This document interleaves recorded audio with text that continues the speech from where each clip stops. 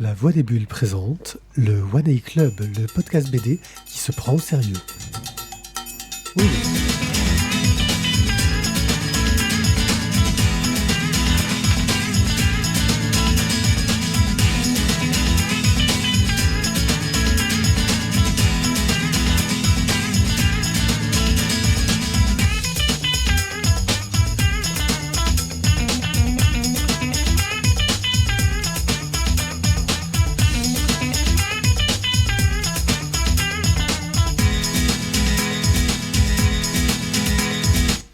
Coucou les gens, vous m'excuserez cette introduction quelque peu espiègle, mais c'est une sorte de coutume qui a été donnée par le créateur de ce podcast, de commencer par cette expression quelque peu désuète.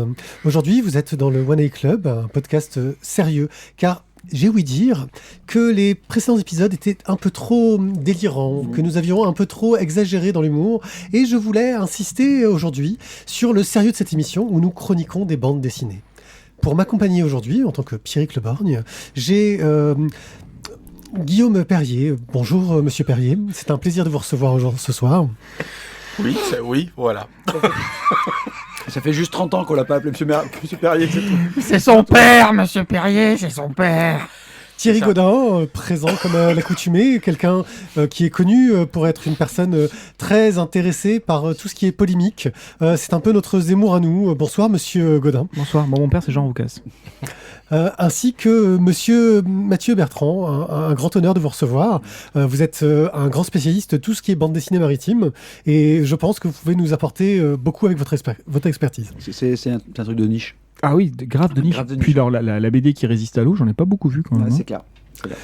Ça existe. Ah ouais, bien. Ouais. Ce soir, nous sommes en live sur ce réseau utilisé par ces adolescents délurés qui s'appelle Twitch.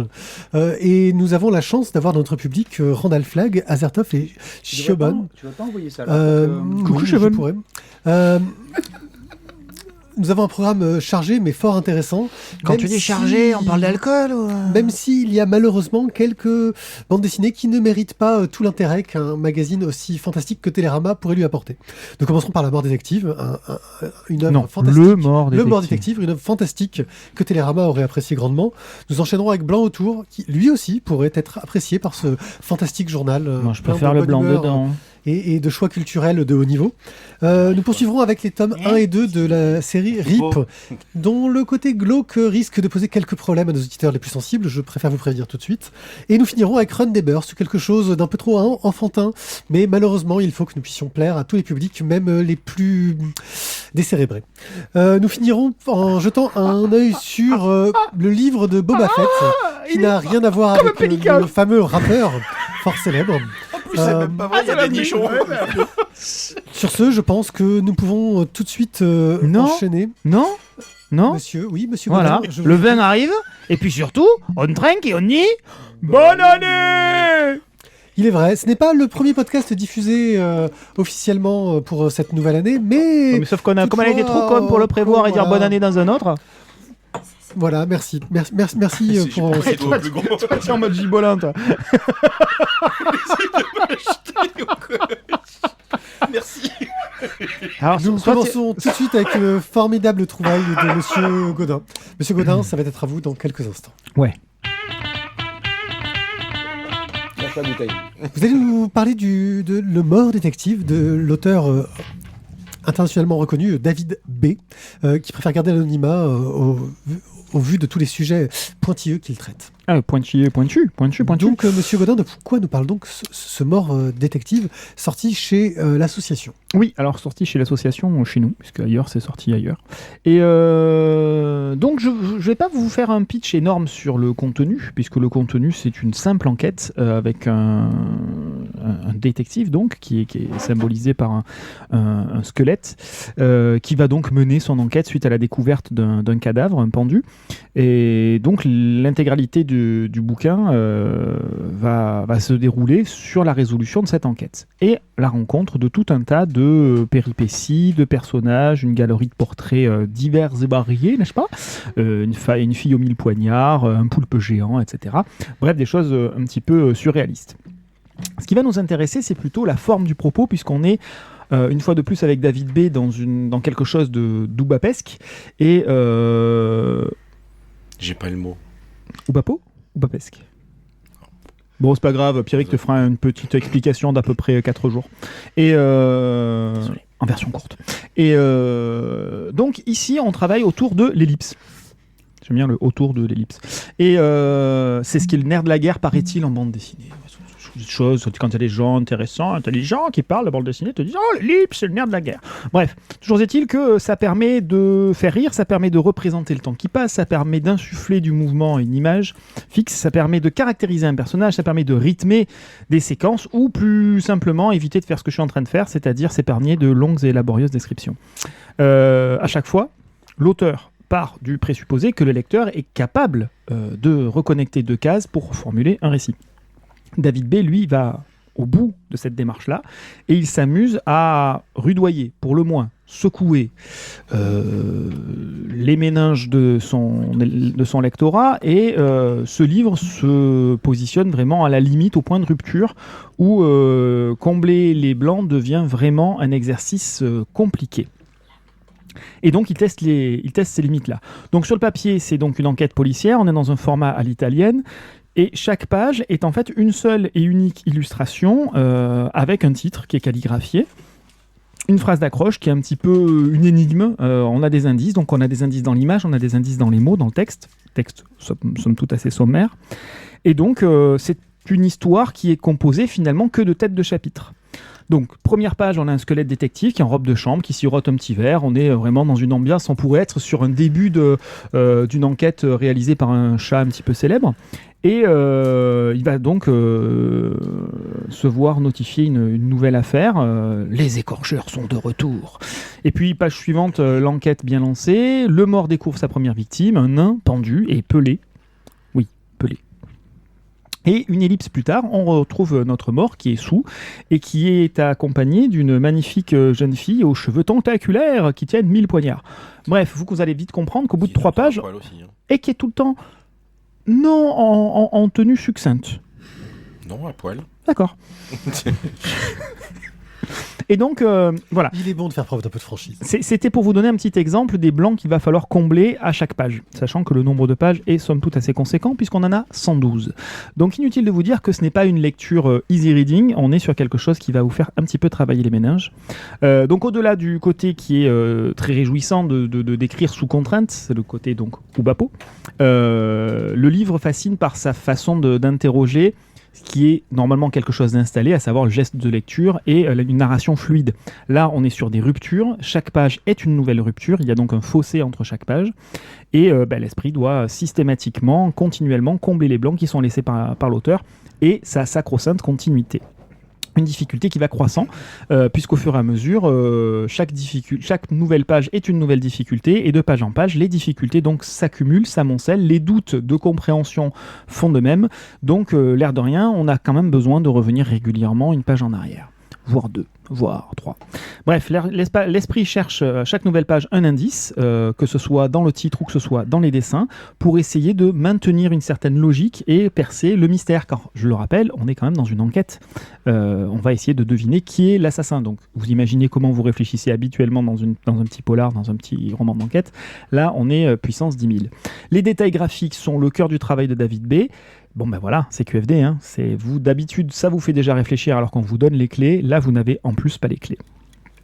À la différence que cette fois, c'est donc au lecteur d'aller creuser dans son propre imaginaire, alors qu'à d'habitude David B occupe tout l'espace dans ses livres en remplissant de son propre imaginaire et de ses propres références. Cette fois, l'esprit n'est pas submergé d'informations, il vagabonde en quête de ceci.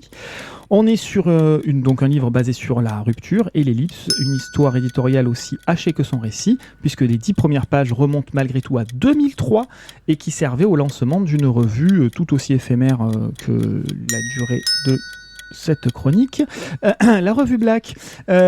Donc c'est un bouquin à caractère expérimental, bien sûr, mais ça s'inscrit parfaitement dans l'œuvre de David B. par sa façon d'interroger une nouvelle fois la façon de raconter des histoires. L'ascension du haut mal creusait la forme autobiographique. Azib, c'était les récits gigognes dans les contes des Mille et Une Nuits. Et Les Meilleurs Ennemis, on en a parlé très récemment, travailler sur le récit à partir d'éléments historiques et factuels. Ici, donc, on peut regarder l'écriture l'écriture du mort détective, comme une déclinaison radicale des fragments de rêve que l'auteur livrait il y a près de 30 ans dans un autre livre qui m'a beaucoup plu et qui s'intitule Le Cheval Blême. Bonne lecture. Merci, Monsieur Gaudin. Messieurs, avez-vous quelque chose à ajouter à cette chronique ? Avez-vous un avis contradictoire, insultant ou autre ? Insultez-moi. T'es à la bourre, t'as pas réussi à tenir le temps. J'avais prévenu. Moi, j'ai dit au chef, tu sais quoi ? Moi, tu mets pas une heure à l'heure, franchement, je peux pas travailler ces conditions. C'est comme ça, demain, je fais grève. On va d'abord demander à Monsieur Bertrand Monsieur Mathieu Pacôme de Bertrand de Loustaillère, qui va nous expliquer un peu ce qu'il a ressenti en lisant cette BD il y a très longtemps. Excusez-moi, est-ce que vous pouvez préciser, Monsieur Gaudin, quelle est la date de parution en fait de ce livre Oui, c'est sorti le 13 octobre 2019 pour être parfaitement précis. Et je pourrais même rajouter que dans la même période, à quelques semaines d'intervalle, est sorti également Nick Carter et André Breton, une enquête surréaliste, également réalisée par David B. Et là, cette fois-ci, le détective, puisque ça travaillait quand même bien David B à cette période-là, le fait de créer des histoires policières, le commanditaire est André Breton et qui engage un détective qui s'appelle donc Nick Carter et qui va devoir affronter les pires énigmes. Il s'est lancé au politique, Monsieur Gaudin, parce que je lui ai posé une question de quand est la date de parution, il me parle d'un autre bouquin en fait. Mais bon. Un grand la différence, c'est que j'ai donné la réponse. C'est vrai. Et tout le monde sait que Monsieur Gaudin est un grand professionnel de la politique dans la région marseillaise. Donc du coup, absolument. Alors, juste pour recaler le truc, le Mort détective, je l'ai lu en fait lors du premier confinement. Oui, pareil. Je sais que les plus jeunes peuvent s'en rappeler encore. À l'époque, tu avais encore tous tes cheveux et qu'un seul enfant. Non, je déconne.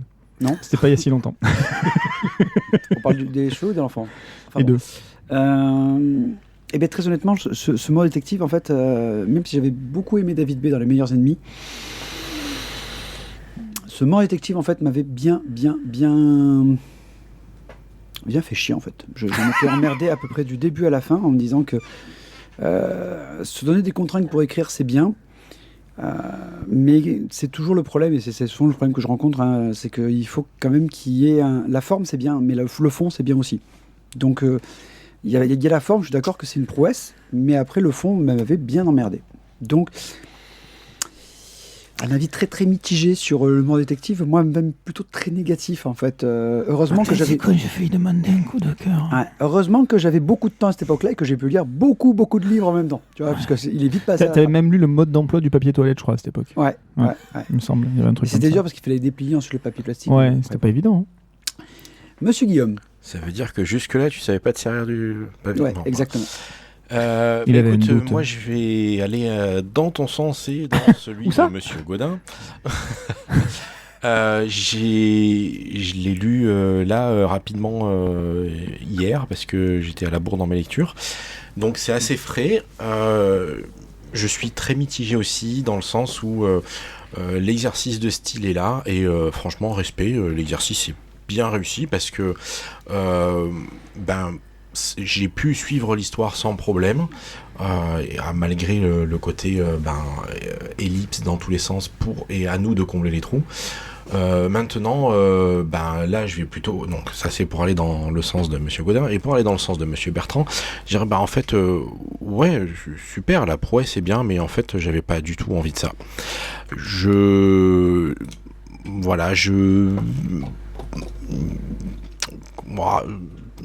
J'ai tendance, quand je lis, que ce soit de la BD, du roman, du manga ou n'importe quoi, à chercher une distraction, un loisir, un plaisir. Et j'avoue que tous les essais techniques et tout ça ont tendance à passablement m'ennuyer. Et celui-ci, respect, est franchement très bien fait, mais c'est pas ça que j'attends. Donc voilà. Alors, moi j'avoue être adepte de tous ces jeux style Oubapo, recherche technique, recherche formelle. Mais effectivement, plus le temps passe, plus au-delà du côté un petit peu impressionnant du « waouh, techniquement c'est un travail de malade, il y a une recherche fantastique », je me dis que c'est bien d'utiliser quelque chose qui est techniquement intéressant, mais il faut que ça supporte un fond, que ça supporte un propos qui a un sens. Et on le voit, j'ai pas apprécié pleinement le dernier Marc-Antoine Mathieu, alors que techniquement, son travail reste exceptionnel. La forme est énorme. Voilà. Et le fond, on le il n'y en cherche. avait plus, voilà, c'est ça. Et là, dans Le Mort Détective, j'ai compris l'hommage à ces récits feuilletonnants, à toutes ces choses, ce type d'histoire qui est très bien amené, hein, qu'on reconnaît. Mais où on va, j'ai pas trop su. Bref, j'ai trouvé ça intéressant, à défaut d'être plaisant. Alors voilà, je vais quand même pas donner mon avis en fait, hein. Je vais décrire un petit peu tout ça. Comment il se débine. Sur les 4 minutes 30, t'avais pas donné ton avis? Non, du tout. Mais en fait, c'est compliqué, comme vous l'avez dit, en fait, en termes de fond. C'est pour ça que d'emblée, je vous ai dit, je vais pas vous raconter l'histoire, parce que c'est compliqué de raconter l'histoire. Il y a très peu d'histoire, et puis c'est que des blancs. C'est à nous, en tant que lecteurs, de combler les blancs. Donc ça reste quand même très compliqué de raconter l'histoire, parce que l'histoire, elle tient sur un demi-timbre-poste, quoi. Donc c'est l'exploit technique, effectivement, qui est au cœur du propos. Et ça permet de s'interroger sur la façon d'écrire un scénario et la façon d'écrire une histoire et jusqu'où est-ce qu'on peut aller. Ça va aller, les gars? C'est bon, il a resserré son micro. Et sinon, donc du coup, tu disais que la Très forme... discrètement.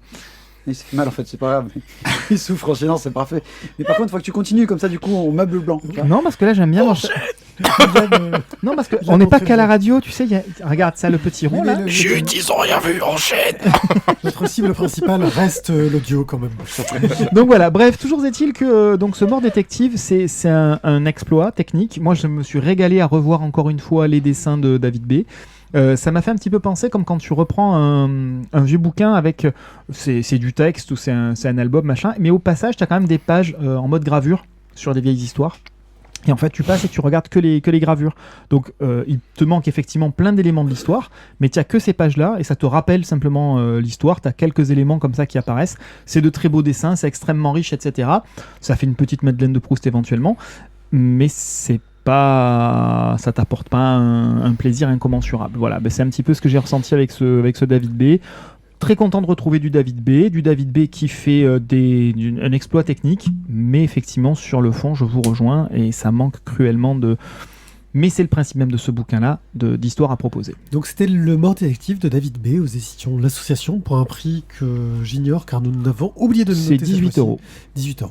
Voilà, c'est cher pour ce que c'est. Pour le même prix, il y a Nick Carter et je pense que je vais le prendre chez mon fournisseur officiel. Nous allons maintenant parler de Blanc Autour.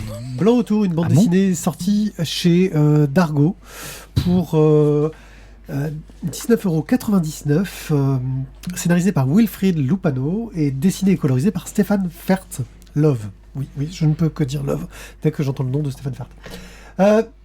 Tu te l'es fait tatouer sur les fesses? J'aurais presque... À côté de Marc-Antoine Mathieu, ouais. J'aurais Non, moi... Il est rayé. J'ai rayé Marc-Antoine Mathieu pour écrire Stéphane Fert. Le pitch est assez simple. Prudence Crandall est une femme de principe. Son rôle, c'est d'éduquer, quels que soient les protocoles insensés qu'on lui impose. Et elle s'en rend rapidement compte lorsqu'elle accepte la brillante Sarah dans son école. Car Sarah est noire et que nous sommes en 1832 dans une petite ville du Connecticut. L'esclavage n'est pas encore totalement aboli, même s'il est plus très hype dans ce coin des USA. Et tout le monde se souvient de Nat Turner, un esclave qui savait lire et écrire, ça craint, et qui a mené une rébellion sanglante il y a quelques années. Alors on voit très mal qu'une noire puisse accéder à l'éducation, ça pourrait lui donner des idées, ça craint un peu quand même. Mais peu importe, Prudence Crandall va créer la première école pour jeunes filles noires, et affronter toute la haine, la bêtise et la loi de son époque. Wilfried Lupano nous parle d'une histoire vraie, un fait divers dont j'avais jamais vraiment entendu parler, mais c'est mis en valeur avec le regard d'aujourd'hui. Il essaye... Thierry, on entend ce que tu fais, que tu sers du vin. On voit que tu le fais exprès, on l'entend même. Mais non, je me suis éloigné de la caméra. Vas-y, continue. Donc il essaye d'être factuel, même si on sent quand même que chez Lupano il y a quand même un certain militantisme, hein. C'est difficile à nier. Alors, connaissant l'époque où ça se passe, mais ignorant un peu l'histoire, on craint sans cesse tout au long du récit pour l'avenir de ces jeunes filles et de leurs maîtresses, et parfois à raison. Vas-y, c'est un mot aussi, ça fera rire les gens. au niveau du dessin de la narration, c'est du Stéphane Fert. Et Stéphane Fert, moi, voilà, je suis fan. C'est un travail délicat, ça joue sur les aplats de couleurs et les textures de façon assez exceptionnelle. Je sais qu'il a beaucoup travaillé en numérique à un moment, mais qu'il s'est remis au traditionnel. Et j'avoue que j'ai du mal à savoir quand est-ce qu'il dessine en traditionnel et en numérique, tellement c'est exceptionnel. Moi, je pense que c'est un collage de Cricut. Je ne sais pas comment il a fait sur celui-là, si c'est du traditionnel ou du numérique. Il faudrait que je lui pose la question si un jour je le croise et que je me mette à genoux devant le lui. mode trait. Ça suggère parfois, ça montre souvent. Il y a des couleurs douces, mais qui savent se saturer dans les moments de violence. Il y a une composition qui reste très picturale. On est vraiment dans quelque chose de très planche, très peinture. Mais la narration reste relevée. Enfin, c'est au top. Moi, je suis fan de Stéphane Fert. Ce mec-là, et voilà, on l'avait découvert dans Morgane, dans je sais plus comment s'appelait l'autre qu'il a fait avant, qui était trop bien aussi. Enfin, il assure. Et puis avec Lupano au scénario, ça aide. Bref, c'est une histoire qui est peu connue, qui montre qu'un acte isolé peut avoir des répercussions profondes dans l'histoire, que l'éducation est une porte vers la liberté et le pouvoir. Pas Monsieur forcément sans Blanquer, souffrance. écoutez notre chronique. Pas forcément souffrance. Ça reste un propos quand même assez cliché, mais c'est amené avec maestria, sans naïveté, et sans mièvrerie. Et franchement, voilà, moi je sais pas si c'est le dessin de Stéphane Fert qui m'éblouit et qui me fait oublier toute raison, mais je suis à donf devant ce titre. Messieurs, il y en a quand même qui apprécient pas. Qu'en avez-vous pensé ? On va commencer par Guillaume, tiens. Alors, je suis pas fan de Stéphane Fert comme toi. Donc... Tiens, ton brassard là ! Va crever. J'aime bien les avis quand même qui sont vraiment étayés, quelque chose qui sort pas comme ça à brûle pour point, quoi. C'est bien, c'est bien. Non, mais c'était juste... Ça détend. Non, mais je suis détendu. Prends un peu de grenadine. C'était juste pour dire que j'étais peut-être pas ébloui comme toi, et donc peut-être un petit peu plus objectif. Splash, c'est comme ça. C'est probable. Voilà. Tout ça pour dire que sans forcément être over-fan de Stéphane Fert, j'aime bien ce genre de travail. Je trouve que ça fonctionne bien, c'est quand même bien ficelé au niveau des couleurs, de la mise en scène, tout ça fonctionne très bien. Globalement, j'ai beaucoup apprécié le propos, le sujet, la BD, même si effectivement il y a beaucoup de choses qui sont assez clichés, assez bateaux, qu'on a déjà lu et vu et entendu. N'empêche que ça ramène le sujet sur la table, c'est une bonne façon de l'approcher et de le découvrir ou de le redécouvrir. Moi, j'ai passé un excellent moment et j'ai énormément apprécié la postface. Oui, très bonne postface. Qui détaille un petit peu, parce que c'est un sujet qui me touche et que j'aime. Et donc, j'ai fait l'effort de lire la postface, parce que d'habitude, je m'enquiquine pas trop avec les postfaces, j'avoue. Et je trouve que voilà, ça amène en plus. C'est pas ça permet d'aller encore un peu plus loin et de comprendre un peu plus. La postface nous montre un peu les conséquences sur les élèves et ce que sont devenus certaines des élèves dans l'histoire américaine par la suite. Et c'est vrai que tu dis ah oui quand même, parce qu'il y en a certaines qui ont pris une certaine ampleur, dont comment elle s'appelle celle qui s'est mis dans les trucs de beauté là. Putain, il y a comment il s'appelle le gars qui fait Timeline là, qui avait fait une émission sur elle qui était trop bien. Bon, bref. Donc, voilà. Pour moi, c'est un très très bon bouquin qui vaut largement le coup d'être lu. Et si le sujet de l'esclavage, de l'éducation, de la ségrégation vous intéresse, il faut passer par Blanc autour. Même si ça nous intéresse pas comme sujet, moi ça m'intéresse pas du tout et c'est bien. Ah pardon. Thierry, Mathieu, avez-vous quelque chose d'intéressant à rajouter? Donc en fait pour Mathieu c'est bon, on a la réponse, non. Pour Thierry pardon, non. Tiens, voilà. Allez, vous les deux. Voilà. Allez, circulez. Voilà. J'ai fourché. Avez-vous quelque chose d'intéressant à ajouter? Je vais boire ma grenadine. Et je sais pas si vous avez compris que moi j'ai essayé de sous-entendre un petit peu en toute délicatesse un coup de cœur, mais vous avez le droit de le renier. Mais je pense qu'il est mort ton cœur, ils l'ont piétiné, ils l'ont sauvagement tué, là c'est fini là. Malheureusement... que le sujet... Ah non mais alors, Evelyne, t'as toujours pas de micro. Non, le public c'est soit dans le micro, soit pas de micro. Voilà. Tu peux parler dans le micro si tu veux. Non, t'entends un. Bon, vas-y Mathieu. Donc du coup, je suis d'accord, le sujet est absolument génial et c'est très très bien. Pardon. Mené. Ça t'étrangle de le dire. Hein. C'est les cacahuètes, c'est les M&M's, c'est pour ça. Mais c'est vrai que finalement, j'ai fini la BD avec un avis un peu mitigé, clairement. Et finalement, c'est la postface avec les histoires des différents personnages qui m'ont Tu lui as roulé sur le pied ou... Ah ben non, j'ai pas bougé. Et puis j'ai pas de roulette sur ma chaise, donc... Non, il a dit qu'il était déçu, donc je fais un visage attristé pour les gens sur le live. Ah, ok. Putain, heureusement que tu t'es pas mis en émoticône, toi tu fais peur. Hein. Totalement. Et finalement, oui. Profitez pour proposer des titres, en fait. J'étais juste en train de douter de sa capacité d'acteur, c'est tout.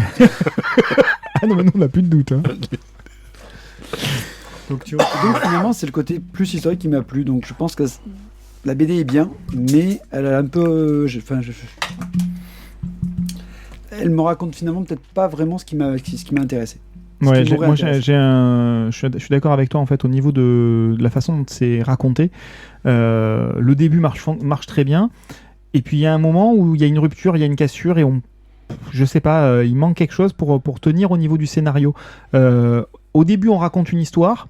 À la fin, on raconte plus l'histoire et on a simplement des événements factuels, et effectivement, ça amène à la postface qui nous donne les informations sur ce que sont devenues les personnes. Postface qui est très intéressante. Là où je rejoins totalement Pierrick, c'est que le dessin de Stéphane Fert, moi pour le coup, m'a beaucoup touché, et effectivement, c'est ce qui m'a tenu du début à la fin. Au niveau de la façon dont c'est raconté, la narration m'a un petit peu déçu sur la fin. Voilà, mais ça reste un très très bon bouquin. J'ai passé un très bon moment à le lire. Je ne peux que vous le conseiller, même si j'irai pas jusqu'au coup de cœur, je ne peux que vous le conseiller. Donc, je vois que vous voulez me briser le cœur. Très bien, c'est noté. Donc, c'est blanc autour de Wilfried, j'arrive plus à parler. De Louis de Funès. Voilà, tellement vous m'avez dit. T'as entendu la même que moi, alors ça va, c'est bon. Wilfried Lupano et Stéphane Fert chez Dargo pour 19,99€. Et quoi que vous disiez, pour moi, ça reste un coup de cœur, bordel. Voilà. Non, mais on est 3 sur 5. Voilà, merci. Qui c'est le 3 sur 5, troisième ? mais il n'y a pas de cinquième là. Non, il y a 2 sur 5. Non, mais arrête de parler, on t'entend pas en fait. Tu nous coupes la parole. C'est compliqué. Prends un micro. En fait, il parle à quelqu'un. Mais nous non plus, on parle à personne. Non, nous allons surtout parler d'argent, car l'argent, c'est le nerf de la guerre. Ah bah ça va, je picole. Mais voilà. Donc sachez que si vous aimez nos émissions et que nous avons fait découvrir de bonnes BD, et que après tous les achats de pavés conseillés par Ti soient passés, si vous reste un peu d'argent, vous pouvez, Si vous avez faim.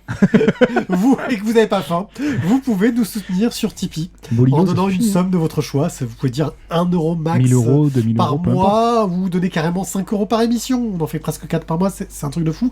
Sachez Après, que vous nous pouvez allons plafonner à 2 euros en donnant 5 quelque euros. peu changer la formule, parce que maintenant je pense qu'on va partir sur un truc plus simple pour nous à gérer, c'est-à-dire de mettre quelle que soit l'émission qu'on fait, que ce soit un One Day Club, un Canaille BD ou un Splash Page, on va vous gratter des thunes. Splash quoi ? Ouais, surtout que j'ai oublié de vous gratter des thunes sur une des émissions ce mois-ci. Donc, Bravo. Bravo. C'était le cadeau de Noël. Non, voilà. Bravo, bonne année. Ah, pardon. tu n'as pas oublié de gratter. c'est C'était parce un que- cadeau de Noël. Voilà, fait on a voulu avec, vous offrir beaucoup- quelque chose en retour de tout ce que vous nous donnez, d'amour, d'argent, et du coup on s'est dit que ce serait bien un petit peu de vous en rendre aussi, autre que par le podcast. Tu vas devenir le chargé de com de l'émission. J'ai en fait. pas la prétention d'être un bon commerçant, mais ils sont nuls, hein.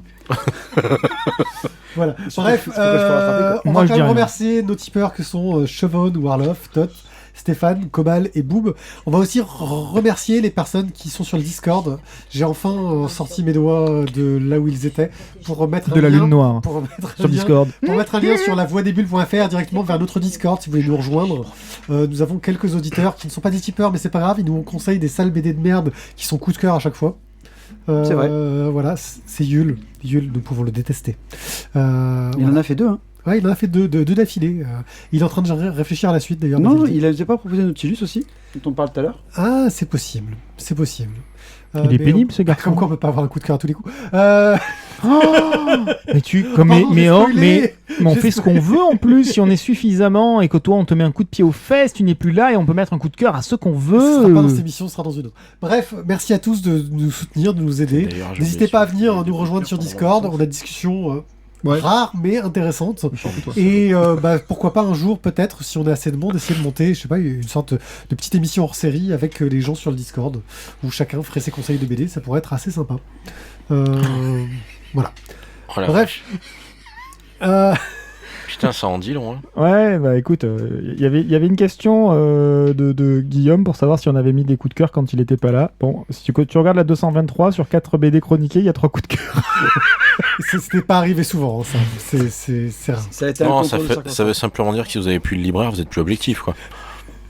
Ah non, c'est pas vrai. Il me semblait que pour les libraires, toutes les BD étaient bonnes pour peu qu'ils les vendaient. Ouais. Ouais. Allez, on passe à la suite. Disons que moi je regarde le nombre de pages, il y en a qui regardent le prix du bouquin, quoi. Nous allons parler de RIP, une bande dessinée de Gaëtz au scénario et de Julien Monnier au dessin et à la couleur. Julien Monnier qu'on love parce qu'on a déjà parlé de plein de ses BD quand même. Ouais. D'ailleurs, c'est bien que je sois passé par le conducteur parce que sinon, RIP 1 et 2 étaient dessinés par Stéphane Fert et au scénario, c'était Wilfried Lupano. Alors, je sais que tu les aimes bien, mais tu peux pas les coller sur tous les bouquins qu'on croise non plus, quoi. Voilà, là c'est RIP et on va parler des tomes 1 et du tome 2 parce que je pense qu'il est intéressant de voir comment ces one-shots se suivent. Ah bon? Et c'est Thio qui va nous faire le point là-dessus. Oui, c'était toi, Mathieu. Vous Ah me oui. montrez où elles sont? Ouais, il y a encore Ouais. notre fantôme En du fait, podcast qui nous parle. elles sont sur le fantôme, ils sont sur la table. Le fantôme du podcast nous parle. Je suis le Alors, fantôme. Sachez-le avant que Thio prenne la parole. Nous avons Enfin, qu'il essaie, parce que c'est compliqué quand souvent même. pendant les émissions un fantôme qui ne veut pas parler dans le micro, mais qui veut participer, mais qui ne veut pas parler dans le micro, mais qui veut participer, mais qui ne veut pas parler dans le micro. Ce qui rend parfois nos discours un petit peu bizarres. On a l'impression de parler dans le vide. Voilà. Thio, je t'en prie. Ah, merci. Ah, je commence donc. Eh bien, écoutez, on va parler de quelque chose qui est assez évident et qui est une sorte de point commun avec tous les êtres vivants de ce monde. C'est que tôt ou tard, on meurt. Eh oui, je Mais sais, non. si, ça arrive, c'est comme ça. Mais non, il y en a qui sont éternels, Elvis. El- Michael. Non, Elvis, c'est pas mort. Ben voilà. Oui, mais c'est Elvis. Conor C'est ça. McLeod. Exactement. Ouais, mais là, c'est compliqué, quoi. Bon, donc, on Pour meurt. chaque règle, il y a une exception. On les a, c'est bon. vrai, c'est vrai. Mais et souvent, il y en a qui meurent, en fait, mais seuls. Voilà, comme des cons, sans amis, sans famille, sans chien, sans chat, sans plantes vertes, sans rien.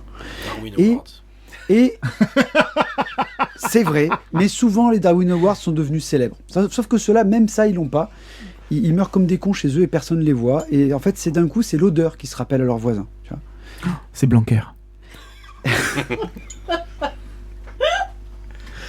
On a dit pas de politique. Bah, c'est ça, pas de politique, quoi. Serions-nous entourés d'un stit ici je ne préfère... Mais non, mais là je parle de l'homme, je parle de la personne. Moi, j'attaquerai jamais son bilan. Hein. J'attaque l'homme. Et donc, quand des gens comme ça sont oubliés chez eux, il y a des gens qu'on appelle... Who you gonna call? Donc, c'est... Ça, c'était Ray Parker Junior. Ah, pardon. Donc, on appelle une société qui va venir. Donc, c'est Derrick et ses potes. Derrick et ses potes. Ça va être un peu soporifique, non?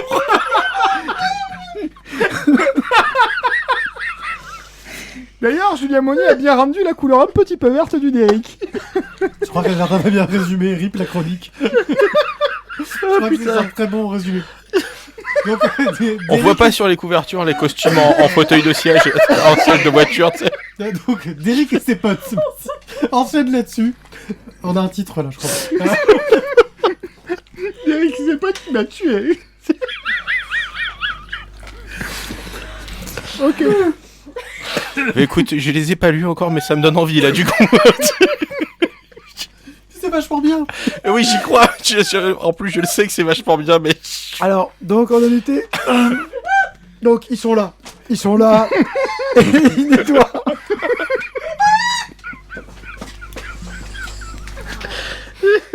Mais qu'est-ce qui te nettoie? Vous entendez ce genre de bruit aigu que fait le fantôme en arrière-plan? Alors, du coup, voilà, pour le pitch, donc, c'est une société de nettoyage qui nettoie les cadavres dans les maisons. Voilà, simple. C'est bien, c'est bien. Vas-y, enchaîne, vite, Donc, vite. c'est sombre, c'est sale. Hein, et ça, quelque part, je pense que la couverture du tome 1 vous met directement dans l'ambiance. On vous ment pas, hein, le dessin de Julien Monnier est vraiment là pour vous montrer que ça va être angoissant, ça va être sale, ça va être glauque. Mm. Et que ça peut être dérangeant aussi. Surtout en plus que Julien Monnier, parce que là je vais vous parler d'abord du dessin, il n'a pas été avare en plus le salaud pour avoir des détails un peu savoureux quoi. Ouais. Notamment sur tous les corps en décomposition. D'ailleurs je pense qu'il faudrait savoir s'il a fait Une thérapie derrière? Oui. Non mais savoir où est-ce qu'il a fait les recherches parce que du coup je me dis qu'il a quand même dû avoir des trucs pas glop. Ouais. Et puis le mec avec la scie circulaire quand même tanké Ouais. dans la tronche, c'est propre, hein, c'est bien détaillé. C'est bien détaillé, ouais. Donc du coup, on a bien des gros plans sur la chair qui est un peu putréfiée, sur les petites mouches, les trucs qui se baladent dedans, enfin les compagnons de la mort, quoi. Non, c'est pas collégien, mais c'est très, voilà, sont quand même vraiment d'une belle noirceur. Rip Jacques Martin, quoi. Donc ce parti pris qui est quand même très glauque dans la bande dessinée Rip, il est assumé vraiment sur le plan du dessin, mais il est aussi vraiment assumé sur le plan du scénario. On a un scénario qui est assez lent. Alors du coup, je crois que j'ai raté un bout du pitch avec la brigade de Derrick, mais désolé, j'ai pas pu continuer. Hein. Le scénario est assez lent et ça peut un peu rebuter, mais je trouve que justement dans l'ambiance un peu glauque, il laisse du temps. On sent bien une sorte de lourdeur, d'une ambiance qui est sale. Pour ça, j'ai retrouvé un peu ce que j'avais eu avec Philippe Squarzoni dans Homicide, où tu as une lenteur, mais qui te met en place justement tout ce qui va faire évidemment l'atmosphère du bouquin, quoi. Et ça, franchement, je trouve que c'est vraiment très très chouette. Mais je suis d'accord que c'est pas super rapide. On est ok. Mais ça nous permet, d'Eric, quoi. Ça nous permet quand même de vraiment rentrer dans la vie de merde qu'ont les différentes personnes qui travaillent pour cette société de nettoyage de cadavres. Parce que ils ont quand même tous une belle vie de merde. Voilà.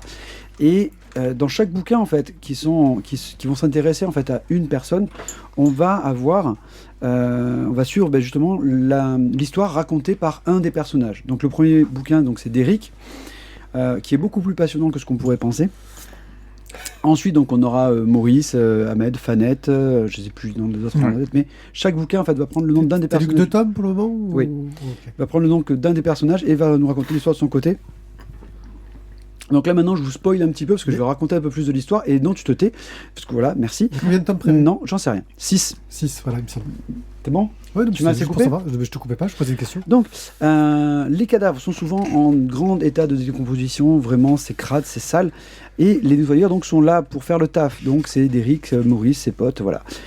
Sauf bien sûr, ils ont la pression des patrons qui veulent pas que des choses disparaissent de la maison où forcément personne ne vit. Et un jour, Derrick, coup de folie, il décide d'avaler une bague. Et le fait d'avaler cette bague sur cette scène de crime, sachant d'où vient la bague surtout, hein, il avale une bague, on ne sait pas d'où elle vient. En théorie, tu peux quand même te choper des maladies, mais d'un autre monde. C'est-à-dire qu'en fait, il l'enlève du doigt d'une nana qu'ils ont surnommée la collée parce qu'elle est en état de décomposition surréaliste. Oui, parce que c'est collé. Parce que c'est collé.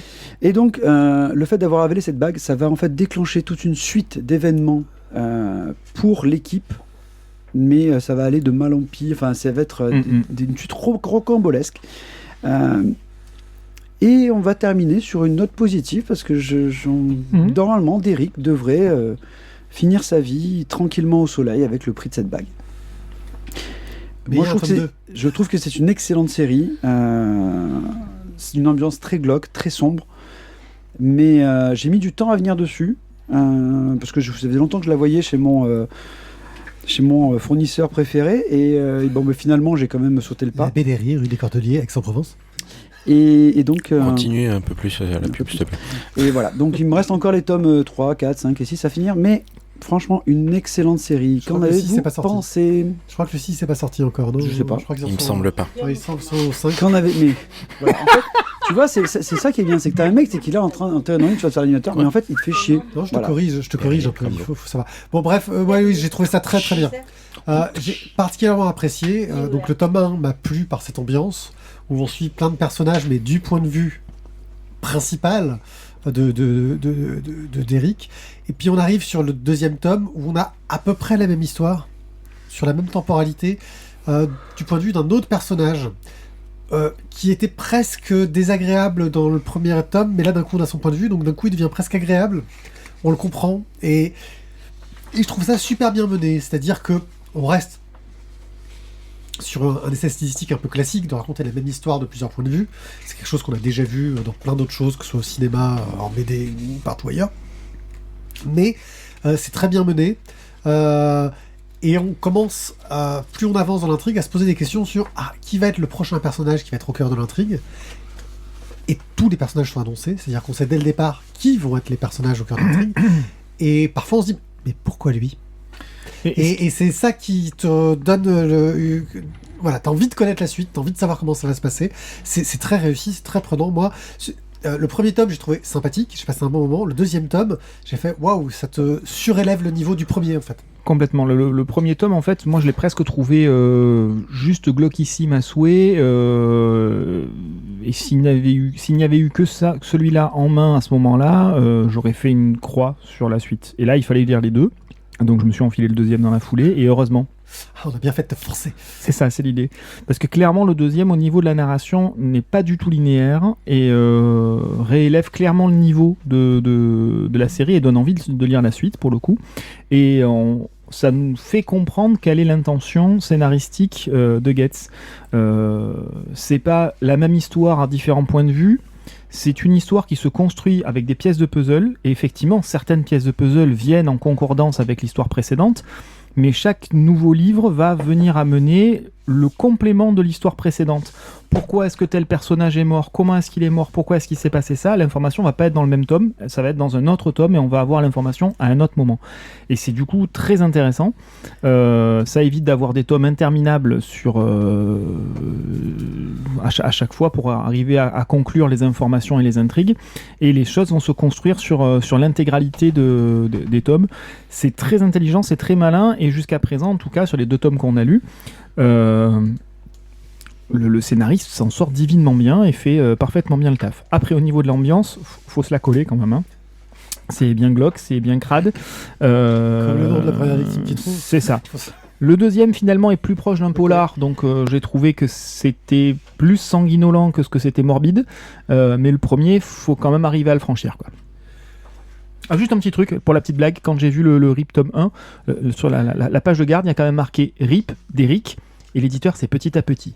Donc quand vous voyez marqué d'Eric et petit à petit, et RIP sur la même page, ça veut dire que ça avance pas vite quand même, hein. Tout doucement. En fait, non, ça va. Mais en fait, ça va. Cette bande dessinée mérite-t-elle un coup de cœur, messieurs ? C'est sur les 2 premiers tomes en tout cas. Je l'aurais pas mis sur le premier, mais vu ce qu'annonce le deuxième tome, je suis très très. Moi, l'écart de niveau pour moi entre les 2 tomes. C'est pas un écart de niveau pour moi, c'est une Oui, c'est ça. C'est-à-dire que c'est un coup de cœur en puzzle, de la même façon que l'histoire est en puzzle. Je n'irai pas contre vous si vous voulez le mettre, mais moi tout seul je le mettrai pas. Thio, c'est toi qui as le dernier mot. Ouais, c'est comme les mecs qui font la grève mais sans faire la grève. Voilà, ouais, c'est ça. Moi je mets le coup de cœur. Moi, vous savez quoi, si vous faites tous grève, je ferai grève aussi avec vous, mais je vais pas y aller en première ligne. Ok, moi je mettrai un coup de cœur. Mettez le coup de cœur, assumez-le alors. Coup de cœur pour RIP. Moi je l'assume totalement. Le guide, c'est Julien Monnier chez Petit à Petit pour 16,90€ le tome. On a lu que les 2 premiers tomes et on vous parlera sans doute des prochains, sans doute des 4 suivants. Sans doute des 4 suivants dans la foulée. Et c'est pour ça que maintenant on va passer peut-être à autre chose. En espérant que la mauvaise foi va nous quitter, quoi. La mauvaise foi est d'à côté de la table. Je vous demande de vous arrêter. Run des Bursts. Nous arrivons sur un manga de trucs, machin et bidule, parce qu'on a oublié de noter les noms. De Yuko Osada. Chez Kyun. Alors, Guillaume. C'est pour moi ça. Ouais. Run Day Burst. Les livres de petits pour les petits. Alors, je les ai lus il y a longtemps déjà. Hein, je les ai lus quand ils sont sortis il y a quelques années. Et donc, déjà, pour vous poser le truc, moi je les ai mis en coup de cœur chez moi à la librairie parce que je suis vraiment tombé dedans. Je trouve que c'est une excellente série et elle a un énorme avantage pour du manga. Elle est finie en 8 tomes. Oh. C'est limite un peu court d'ailleurs, mais enfin voilà. Donc Run Day Burst, c'est quoi ? Ça raconte l'histoire donc de Barrel, qui est un petit jeune homme orphelin. Malheureusement, son père est décédé après sa mère, qu'il n'a quasiment pas connue. Et la seule chose qu'il a hérité de son père, c'est un vieux tracteur qu'il n'arrête pas de traficoter, de bricoler et d'optimiser dans tous les sens. Il vit dans une cabane en bordure de la ville. Et comme il est super doué en réparation en tout genre, son moyen de survie et de subsistance, c'est clairement réparateur attitré du village. Dans le décor, on a Cylinder, donc une amie d'enfance qui s'est plus ou moins fait mission de s'occuper un peu de lui et de l'aider depuis la mort de son père. Elle est un tout petit peu plus âgée, 2 ou 3 ans de plus si je me souviens bien. Elle est rentrée dans les forces de police, donc elle s'occupe un peu de lui. Et puis ben voilà, la vie classique de Barrel fonctionne comme ça, entre les réparations et les petites brimades des enfants du village, parce que c'est toujours facile de brimer l'orphelin du coin. Voilà. Je suis sans famille. Et donc, quand l'histoire commence, Barrel est encore un peu brimé, se retrouve dans un caniveau, parce qu'il a été gentiment poussé. Cylinder tombe sur lui, le ramène. Bien sûr, on a droit à la petite scène de douche, parce que sinon c'est pas drôle, vu qu'elle s'est cassé la gueule dans le caniveau elle aussi. Et sur ces entrefaites, dans la petite cabane de Barrel, se pointe Trigger, le 3e personnage principal de la série, avec perte et fracas, parce qu'il arrive en bon accident de voiture, la cabane est complètement défoncée. Et là, Trigger, c'est l'archétype du filou qui va baratiner un peu tout son monde, qui est de façon totalement autoproclamé le meilleur pilote du monde, et qui, en fait, en tombant sur le tracteur tusté et bricolé de Barrel, va se dire super. J'ai trouvé le véhicule qu'il me faut pour participer à la Run Day Burst, puisque c'était là qu'il se rendait. Bon, il a toutes les forces de police au cul, mais ça c'est pas grave, c'est un détail. Et la Run Day Burst, on sait pas encore pourquoi. La Run Day Burst, c'est quoi ? C'est une course qui est organisée par le personnage principal de la série préférée de Barrel et Cylinder. Donc super jeu de mots, Number Wonderful. Ouais, ça fait pitié, mais c'est assumé. Et c'est très assumé. Et donc, il a organisé cette course, c'est caritatif. Et la course, c'est quoi ? Vous avez un point de départ, vous avez un point d'arrivée, et au milieu, vous faites ce que vous voulez. Et le premier arrivé, il gagne le Grand Prix. Et bien sûr, tous les dividendes, les machins, tout ça, c'est reversé aux œuvres caritatives. Et donc, Trigger, pour se faire remarquer en tant que meilleur pilote du monde, a besoin de participer à cette course. Et là, il voit le tracteur parce que c'est trop bien, vu qu'il n'y a pas de limite de véhicule, et qu'il n'a pas de véhicule, et qu'en plus, du coup, il va pouvoir se récupérer un mécano de la mort. Bref, il embobine un peu son monde, et il embarque Barrel dans l'aventure, et Cylinder qui suit, parce qu'il est hors de question qu'elle laisse Barrel avec ce filou patenté. Et donc, c'est parti pour la Run Day Burst. Et voilà, en gros, le pitch, sans trop en raconter. Donc, comme je le disais, la série est finie en 8 tomes. Malheureusement, c'est une petite série, donc régulièrement, on a des indisponibilités. Donc, je galère un petit peu à toujours fournir l'intégralité de la série, mais on y arrive toujours. Et le truc, c'est que, voilà, pourquoi j'ai particulièrement aimé cette série ? Parce qu'elle est simple, elle est efficace, c'est mignon, c'est gentil, c'est limite trivial, dans le bon sens du terme. Et j'ai retrouvé, en lisant Run Day Burst, j'ai retrouvé le plaisir que j'avais à lire les tout premiers Dragon Ball. Voilà. Ah ! Non. Si. Non, c'était pas Dragon Ball. En fait, je vais te rejoindre sur le Dragon Ball, j'y ai pensé, à cause du nom des personnages. Dans Dragon Ball, ils se régalaient à trouver des traductions en fait anglaises sur des noms de personnages débiles, donc Garlic notamment, etc. Et là, c'est un peu pareil, tous les noms de personnages, Gâchette, Cylindre, Baril de machin, de Mazout. Voilà, c'est que des petits noms comme ça. Et effectivement, il y a ce côté fun de course en avant. C'est-à-dire que si on repense au générique de Dragon Ball, où il court sur la route, c'est exactement ça, et c'est la même sensation sur ce bouquin-là. Ça parle d'une course de voiture, donc on pourrait dire que c'est normal qu'on ait cette sensation de course, mais je pense que c'est dans la forme de narration, comme Dragon Ball, où effectivement on découvre des choses, et si on est sur un bouquin de découverte. C'est rigolo, c'est fun.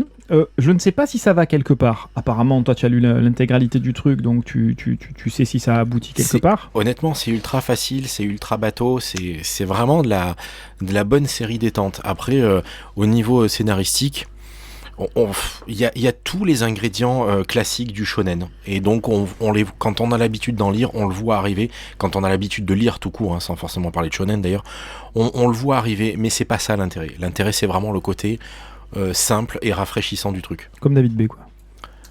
Comme Dragon Ball. DB, David B, C'est Dragon bien essayé, Ball. c'est bon. Non, C'est ça passe marche pas. suivant. Bon, bah tant pis. Donc voilà, donc c'est frais, c'est rigolo, c'est sympa. Après, voilà, c'est l'antithèse de David B. C'est ça. Ben moi, en fait, la référence, c'était plutôt en fait Harald et Dr. Slump, tu vois, ça me faisait. Ah bon, plus, oui, c'est le même pareil, auteur, hein. ouais, c'est le même auteur. c'est le même auteur, C'est ouais. même le même univers en fait. Hein, Voilà, mais ouais. Mais du coup, ça me fait penser plutôt à ça et c'était plaisant. Par contre, du coup, je réalise quand même qu'on avait les 2 tomes et j'en ai eu qu'un. Ah, Je suis un peu déçu parce que du coup, j'aurais bien voulu avoir. Bouh, honte à toi. Non, c'est surtout on m'a volé quoi. ah, Non, ce mais qui est comme rigolo- j'expliquais, j'ai du mal parce que c'est pas réimprimé de façon très régulière. Ah. Mais on finit par les avoir. Alors moi, ma référence, c'est plutôt les fous du volant. Les 8 Totalement les fous du volant. Parce que, en vrai, c'est totalement ça. Que les Quand moins de tu vois- 50 ans En, ne peuvent pas en moins connaître. déjanté quand même. Ouais. Pas Là- beaucoup moins quand même, hein, parce que Bah, c'est... pour moi, les fous du volant, tu vois, c'est l'époque Hanna et Barbera. On est vraiment en mode humour décalé, déjanté. Là, on est plus en mode action, aventure. Ouais, action, mais quand tu vois les véhicules, Oui, etc., c'est complètement. complètement débile. C'est du nawak niveau. Ah, je vais pouvoir traverser le pont en le détruisant avec mes 2 bras sur mon véhicule. Enfin, c'est du nawak non-stop. Oui. J'ai retrouvé vraiment ce ton-là. Maintenant, j'avoue que tu parlais du côté léger, etc., mais je trouve parfois un peu trop facile. J'avoue que le fan service de dès qu'elle peut, la fille prend sa douche et à moitié à poil, alors que ça ne sert à rien. Mais Ah. alors à rien. Je, dans je le ne, récit. je ne ferai que Pampan Bulma. Tu vois, Ouais, C'est exactement mais même, ça. Mais même dans Dragon Mais non, c'est juste Ball, que tu n'as c'était pas le autant même taux de allumé. testostérone Ah non, que mais- quand on lisait Dragon Non, mais Ball, même dans Pierrick, Dragon Ball, c'est tout. c'était pas aussi. Il y en avait, mais c'était pas aussi énorme. Là, je vois, je fais, mais la fille, en fait, à chaque fois qu'il commence à faire une course, elle sort de la douche, elle a un peignoir sur elle, quoi. Et j'ai trouvé que dans le premier tome, c'était énormément abusé. Ça se calme dans le deuxième, tant mieux. Mais de la même façon, pour le moment, j'espère que ça évolue derrière. Mais ce personnage féminin, à part pour les scènes pseudo-érotiques pour un jeune ado qu'il y a dans le premier tome, elle sert pas à grand chose, quoi. Et j'ai trouvé ça un petit peu dommage et un petit peu facile. Alors, c'est dans le premier tome qu'elle désigne des gars dans un bar. Ouais, premier tome. Ouais, Ah ouais, ça, donc j'ai lu que le premier. Bah, C'est, elle est un peu le garde du corps aussi, elle envoie un peu Ouais, du pâté, mais, quoi. Ouais, non, moi, honnêtement, très, en très, fait, très vite, elle se retrouve dans le véhicule, c'est- trimballée par les tu- 2 autres, quoi. Oui, mais tu peux complètement faire l'analogie entre Cylinder et Bulma, c'est exactement ça, c'est-à-dire que c'est l'élément sexy, c'est l'élément un peu facile, je te l'accorde, c'est du fan service souvent assez facile, mais n'empêche que le personnage a aussi sa place et de temps en temps a son petit moment d'éclat, comme Bulma. C'est pour parler d'une autre série de mangas que moi j'ai fini par un peu lâcher parce que j'en avais ras-le-bol. En termes de fanservice, c'était vraiment trop. Tu vas sur du Fairy Tail par exemple. À un moment donné, le fanservice a fini par casser les personnages. Là, c'est pas le cas. Mais après, oui, c'est du fanservice, c'est du shonen. C'est clairement pour les pré-ados et les émoustiller un petit peu avec des bouts de seins où on voit même pas un téton, quoi. Je veux dire, même Cobra est plus érotique. Oui, non, de toute façon, Cobra est plus Cobra est érotique. forcément plus Mais ce que je veux dire, c'est que, tu vois, c'est tirer le micro. aussi érotique qu'un Dragon Ball. C'est vraiment Ouais. pour titiller un petit peu Ok. l'adolescent, enfin le pré-ado, même maintenant, vu ce qu'ils regardent les ados. On est complètement d'accord avec ça. Mais c'est ça que j'aime bien, c'est que c'est complètement et totalement assumé. Et ça va, et il le prévoit et il casse pas son personnage. Elle a quand même ses moments de gloire et elle est pas juste là pour ne pas montrer ses seins. Ouais. Après, je vous dirais qu'au niveau de la narration, le fait d'avoir un élément de fanservice apporte une forme de respiration Bon, allez, ta dans... gueule, là, t'es en train de dire des conneries. Non. Bon, pour une fois qu'il disait un truc vaguement Ouais, sensé. c'était vaguement Ah sensé, en oui, c'est plus. parce que c'est pas sa voix habituelle, c'est pour ça. Ah, ça merde. m'a perturbé. Ah, c'était pas toi. C'était la voix Télérama. C'est ma boîte Télérama, c'est ça. Donc bref, voilà. Non, Donc c'est une bonne série. Run Day Burst, si vous C'est avez sympa, mais envie après, d'un je- moment de fraîcheur, de tranquillité et pas de coup de cœur, vous pouvez le faire. Bah, en seulement 8 tomes, c'est sympa. Tiens, par contre, 8 tomes, c'est bien. Hein, comme quoi, on peut raconter des trucs en manga en 8 tomes. Ouais, non, Tiens, ça me fait penser à une autre série en 8 tomes, je vais vous la faire lire, celle-là pareil. Ça pue la guimauve à 2 kilomètres et c'est trop bien. Les chocolats vanilla. Mais tu as déjà Tu lancé. nous l'as déjà lancé. Ah, vous l'avez déjà lu? Oui, tu nous l'as déjà fait Oui, tu l'as chroniquer. déjà fait chroniquer. Ouais, bon, ça va alors. J'ai pas trop faibli. Ah, non, tu gardes le niveau. Vous les avez un œil sur... Le livre de Boba Fett. Bon, cher Thio, cette nouvelle série sur Disney+, qui pour le moment n'a eu que 2 épisodes, enfin si le 3e, on pourrait être en train de le regarder, mais on préfère enregistrer un podcast sur place. Qu'est-ce que c'est que donc ? Alors, en fait, donc, je vais pas commencer par qu'est-ce que c'est donc, mais d'abord, je dois vous poser une question. Pour vous, Boba Fett, qui est-ce en une phrase ? Attention, je vous ai prévenu, vous devez faire qu'une phrase et une phrase courte, pas à la Balzac. Pardon. Le gars qui se fait payer son jetpack, qui tombe comme une merde dans le trou du Sarlacc. Le mec qui tombe comme une merde dans le trou du Sarlacc, pas avec son jetpack. Je sais pas, un super chasseur de primes assez badass qui s'en tire pas toujours aussi bien que ce qu'il devrait. Le chevalier du nid, mais en vert. Alors je vais prendre. Et le nid, c'était Billy Sarlacc. Je vais prendre donc que la version de Guillaume, parce que c'est la seule qui m'intéresse. Les 2 autres cons, je les écoute pas. Alors, on va assister justement dans le livre de Boba Fett à une sorte de diade. Ce coup-ci, pas dans la Force, mais une diade dans Boba Fett. Parce qu'on avait quand même le plus badass de tous les chasseurs de primes, qui a 3 lignes de texte dans 2 films.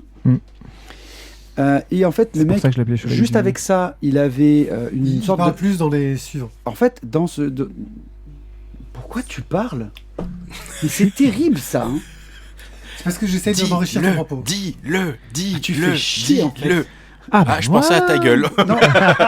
Vous avez le jeu t'emmerde aussi, ce qui est très très en vogue en ce moment. C'est très à la mode. Donc, du coup, on avait notre chasseur de primes qui avait limite... En fait, j'ai perdu. Je m'en bats les couilles. En fait, je vais juste faire le pitch. Parce que du coup, je saute des lignes maintenant. Le pitch, c'est qu'on va en fait directement commencer avec le vieux Boba Fett. C'est-à-dire un Boba Fett qui est désormais un peu de bide, qui est fatigué, qui a besoin de toujours dormir dans une cuve de Banta. Pas Banta, une cuve... Bacta. De Banta, ça va pas être beau à voir. C'est pour après. Donc notre Boba Fett, je perds le fil en fait quand on me coupe, c'est terrible hein, quand tu dois dire un texte et qu'un mec te coupe, c'est chiant en fait. Mais bon, je le dis assez souvent, mais ça rentre pas, c'est complexe. Ça peut rentrer, hein. Faut pousser plus fort. Donc notre Boba Fett désormais a repris le taf de Jabba the Hutt. Il a donc visiblement il s'est débarrassé de Bib Fortuna. Bib Fortuna c'était le Twi'lek qui était donc le bras droit de Jabba the Hutt. On est donc sur Tatooine. Il est dans le palais de Jabba et il est là. On va se poser la question, mais comment est-ce qu'il est arrivé là ? Et on va avoir justement des petits flashbacks qui vont arriver au fur et à mesure qu'à chaque fois que Boba Fett dort, il va rêver. Et quand il rêve, on va avoir justement mais comment est-ce qu'il est sorti du Sarlacc et comment est-ce qu'il va peut-être arriver jusqu'au palais de Jabba. Alors, il va sortir du Sarlacc, déjà, quand même grand respect, parce que bon, c'est pas donné à tout le monde. C'est la mort assurée, c'est ce qu'ils disent dans le film. Ensuite, il va être... Non, la bouteille, c'est pas Wilbon, il est penché. Ensuite, il va être recueilli par les guerriers Tusken. Respect aussi, hein, parce que franchement, les Tusken, je vous rappelle que c'est quand même juste un peuple de brutes qui ne sait que lever les bras en criant dans les Alors, c'est vrai que, après ce qu'on en a su justement des Tusken, c'est le discours d'une sorte de vieil ermite un peu teubé qui s'appelle Obi-Wan, et un mec qui s'appelle Anakin Skywalker qui en fait les a un peu dézingués parce qu'ils avaient tué sa mère. Ouais, puis c'est un gros connard. Donc, quelque part, mais c'est compliqué quand même, hein, il n'y arrivera pas. Il n'y arrivera pas. Je pense, c'est quoi ? Je suis impatient qu'on ait la touche pour lui couper le micro, nous. Non, aussi. c'est moi qui l'ai. Mais si on l'aura au milieu, rappelle-toi, c'est ce que tu as prévu. Oui, il faut que tu commandes. Et après, tu peux juste débrancher le câble. Hein. Ouais, peut-être, je vais faire ça aussi. Donc, on nous j'ai une pince. On nous dit donc que ces mecs-là sont des grands guerriers, donc moi je veux bien le croire, hein, mais pour l'instant on n'y est pas encore. Mais il va gagner ses galons, voilà. Il va gagner ses galons chez eux, c'est ces grands guerriers au bâton, mais qui sont quand même très très cons quand il s'agit d'attaquer un train. Mais ok, jusque-là on y va, ok. Boba Fett, il est devenu pote avec les Tusken, et c'est des grands guerriers, soit. En parallèle de ça, bien évidemment, quand on revient dans la chronologie normale, donc pas... on va suivre les aventures donc, de Boba et de Fennec Shand qui vont en fait essayer justement de garder la main mise sur le territoire de Jabba parce que forcément ça crée des convoitises et ils vont avoir quelques petits soucis. Donc quel est le problème en fait dans le livre de Boba Fett ? Qu'est-ce qui choque tant ? Et bien justement en fait c'est l'écart peut-être entre le plus badass de tous les chasseurs de primes Et le vieux qui veut se faire respecter, pas parce qu'il fait peur en fait, mais juste parce que tu comprends, moi, je veux me faire respecter parce que je suis juste. Et là, tu te dis, ok, comment est-ce qu'on est arrivé à le mec le plus badass du monde, au bonze ultra gentil qui tend la joue pour pas se faire battre. Voilà. Donc, peut-être qu'ils vont m'expliquer tout ça. J'espère, j'attends avec impatience, mais j'attends. On a encore des épisodes pour qu'ils arrivent à me faire le truc qui me fera putain, ouais, c'était une super idée. Mais quand même, j'avoue que j'ai un peu du mal, sachant que j'ai quand même eu 2 petits gardes gamoréens qui m'ont quand même furieusement fait penser aux jumeaux dans Barbarians. Je suis désolé. Mon Dieu. Les moins de 30 ans ne pourront pas s'en rappeler, mais c'est comme ça. Ouais. Et ensuite, une petite course-poursuite Yamakasi. Et là, tu te dis, mais what the fuck Ils étaient dispo. Ils étaient au studio 19 avant. Donc voilà. Attends, t'es en train d'essayer de nous donner envie de le regarder ou... Non, c'est que je me pose beaucoup de questions. Parce que j'allais dire, si effectivement Boba Fett est devenu un bonze, ça explique pourquoi il est mort aussi connement. C'est peut-être ça. Mais, Mais donc justement, en fait, je sais pas. enfin, à la base de tout ça, c'est Putain, quand mais même tu un spoil, il est mort. Pardon. Oups. À la base de tout ça, c'est quand même un Mandalorien qui est supposé être un peuple ultra badass en tant que guerrier. Il n'est même pas Mandalorien. Non. Parce qu'il est que le clone de son père. Et ça ne fait pas de toi un Mandalorien, c'est parce que tu nais, que tu es. Oui, enfin, il a les gènes, on va dire. Oui, mais c'est pas pareil pour les C'est de la Mandaloriens. philosophie la Luc Non, Ferry, là. parce Oui. que pour les Mandaloriens, c'est une culture. C'est pas une naissance. Ta naissance ne fait pas de toi un Mandalorien. Alors moi, ce qui m'a... Soit, qui mais... m'a- Mais il a du quand coup, même ouais. été un minimum éduqué par son père, mais enfin bref, Voilà. ce que je veux dire, c'est Mais- que, comme tu le disais au début, C'est du débat c'est Star quand, Wars, même, débat c'est Star quand même un mec ultra badass qui a eu une cote pas croyable, alors qu'en fait il a 3 lignes de texte. D'ailleurs, je me suis souvent posé la question du pourquoi, du comment il est si badass, et pourquoi il a autant la cote. Bah, voilà, c'est un fait. Mais enfin, ouais, ce que tu Hazard. racontes, ça explique pourquoi, en fait, il est mort aussi connement, quoi. Azertov dit que c'est parce Après- qu'on n'a pas vu l'épisode d'aujourd'hui. Ah, alors après, peut-être aussi, enfin moi ce qui m'a un peu choqué, c'est aussi maintenant, alors quand il est juste en sortant du cul du sarlac, je comprends qu'il ait plus son armure parce que les Jawa lui ont Le piqué. cucul à tes têtes, je suis pas sûr. Ok, mais après, il a pas son casque, soit, mais une fois C'est qu'il a pour récupéré, justifier ce qui se passe dans la série Le une Mandalorian. fois qu'il a plus qu'il a récupéré son armure, pourquoi est-ce qu'il se balade toujours la tête à l'air, quoi? Je veux dire, à un moment donné, t'es un Mandalorien. Alors voilà, Ça moi doit c'est être une histoire de contrat avec le non moi ça, l'acteur.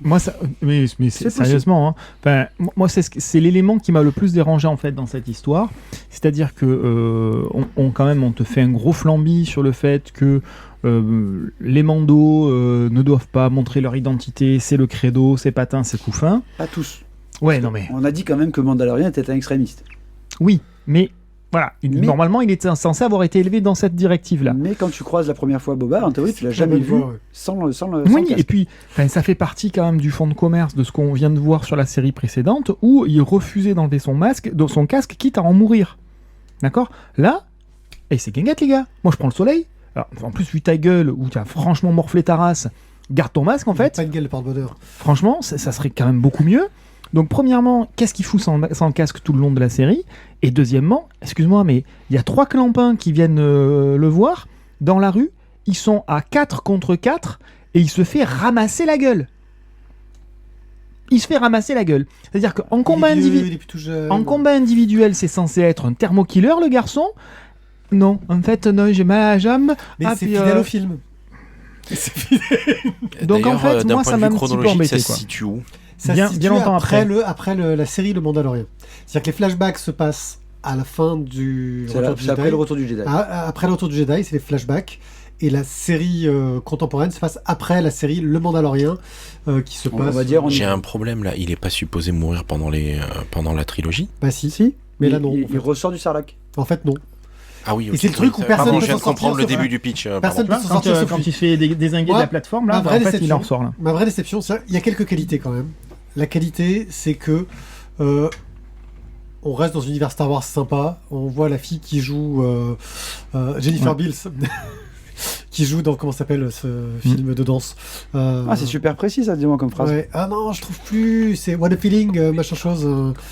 Merci. Flashdance. Flashdance, voilà, qui joue dans Flashdance avec des grands tentacules sur la tête. Et les chaussettes. Voilà.